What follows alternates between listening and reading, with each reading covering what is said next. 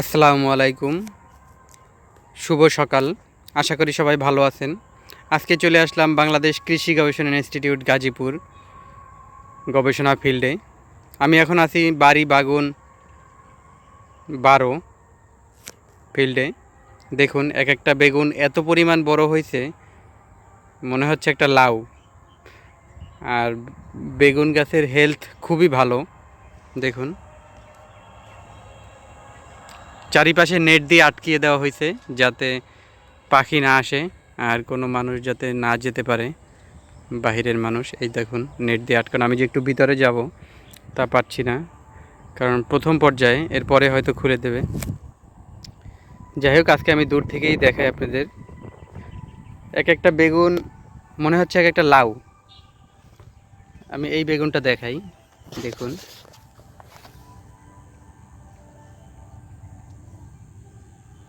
আর ভিতরে আছে আরও বড়।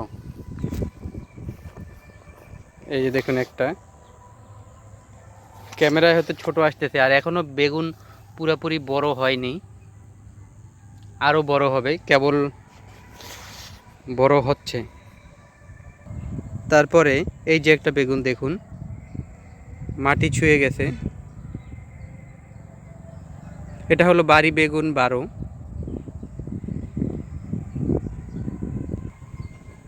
এই বেগুন দিয়ে চারা তৈরি করা হবে, যার কারণে নেট পলি ব্যাগ দিয়ে আটকে দেওয়া হয়েছে, যাতে মানে অন্য কোনো জীবাণু, তারপরে পোকামাকড়ের আক্রমণ থেকে যাতে রক্ষা হয় বেগুন।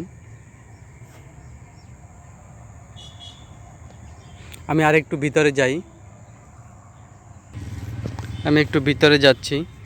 বেগুন এত পরিমাণ বড় হয়েছে যে বেগুনের ভারে গাছ হেলে পড়ছে, কিছু ভেঙে পড়ছে কিছু। এই যে দেখুন, এই গাছটা হেলে পড়ছে, আর এই পাশে ঢালই ভেঙে গেছে প্রায়। এই যে দেখুন, একটা ডালে প্রায় 2 কেজি। 3টা বেগুন হয়েছে 2 কেজির কম না। সম্ভবত গাছের ডালটা মানে মচকে গেছে, এরকম অবস্থা। ভাঙেনি, কিন্তু মচকে গেছে।